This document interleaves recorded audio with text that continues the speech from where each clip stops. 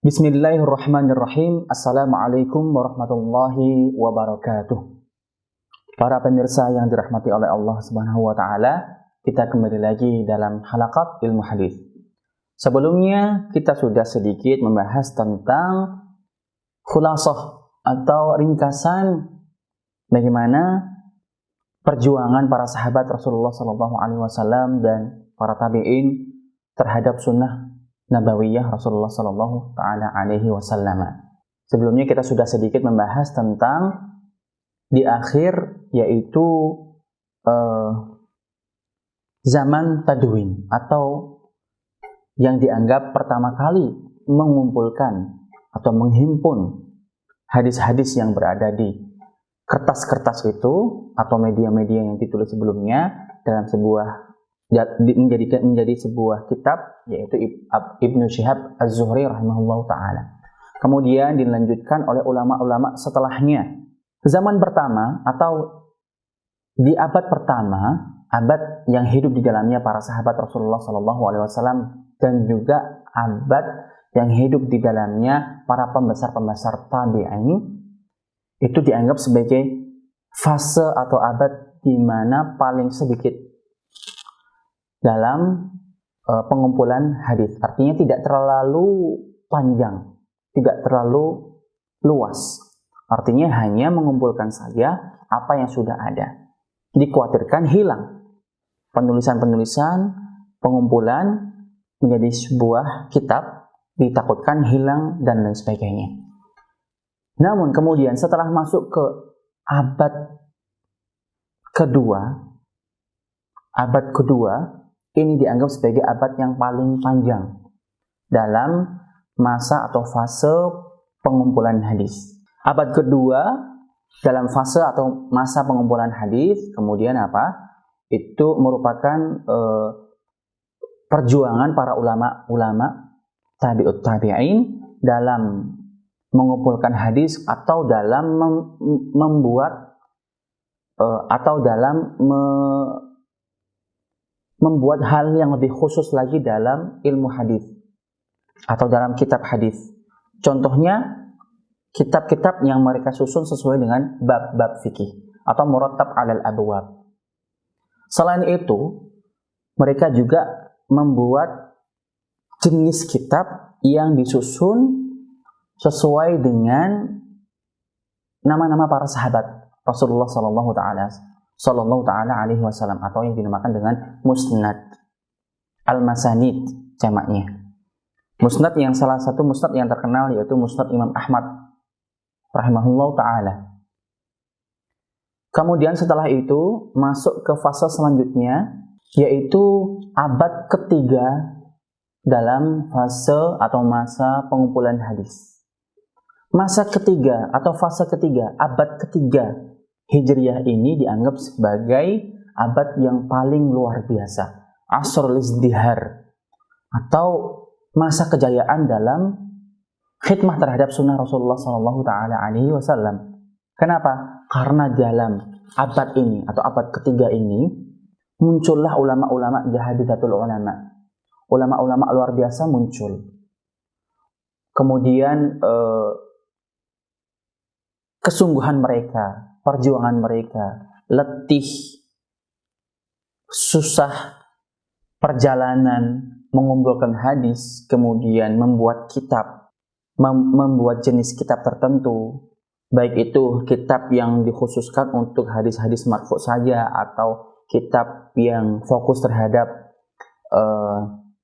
ilal hadis atau kitab yang fokus terhadap mengeluarkan atau menyimpulkan hukum-hukum dalam kitab-kitab yang sudah ditulis sebelumnya.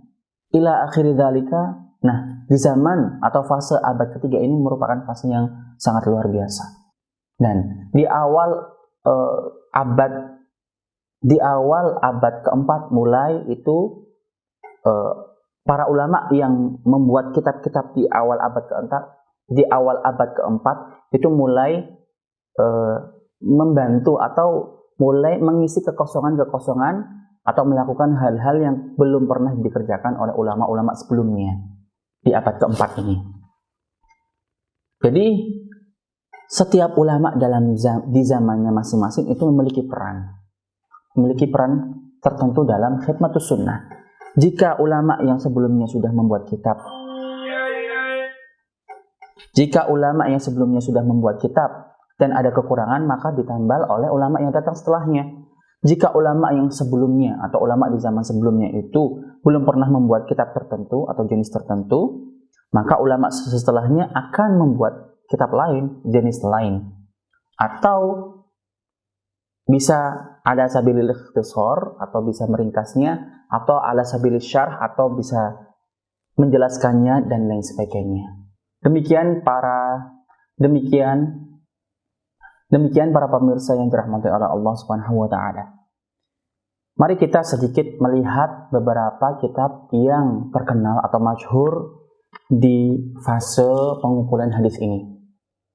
Dimulai dari abad pertama atau akhir abad pertama, yaitu kitab atau mudawan yang disusun oleh Ibnu Syihab Az-Zuhri rahimahullahu taala atau Abu Bakar Ibnu Hazm, Qadhi Madinah saat itu.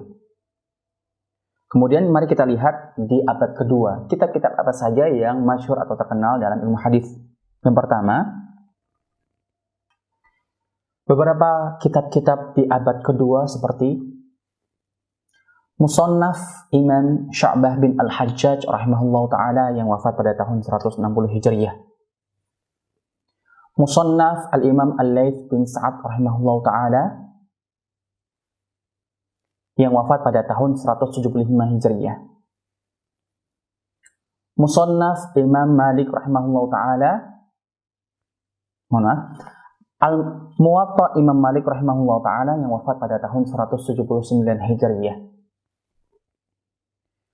Musannaf Sufyan ibnu Uyainah yang wafat pada tahun 198 Hijriyah.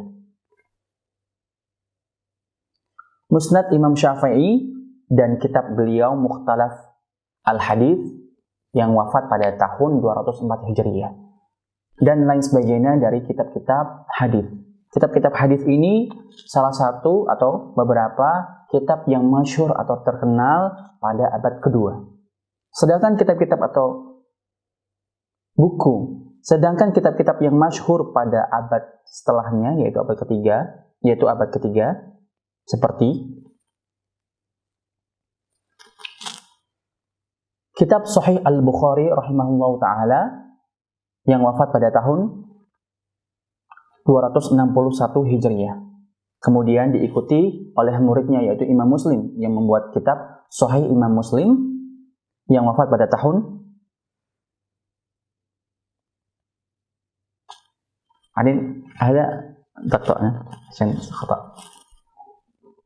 Kemudian diikuti dengan kitab sunan yang lain, yaitu Sunan Abi Dawud, Sunan At-Tirmidzi, Sunan An-Nasa'i, dan lain sebagainya. Kitab-kitab ini merupakan kitab yang masyhur di abad ketiga. Kemudian diikuti oleh para ulama yang hidup di abad keempat. Di abad keempat ini merupakan abad yang sedikit berbeda dengan abad sebelumnya.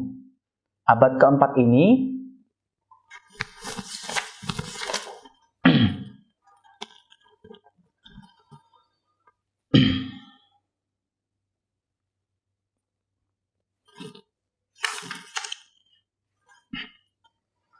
salah satu kitab yang masyhur atau terkenal dalam abad keempat seperti kitab dari Imam At-Tabrani.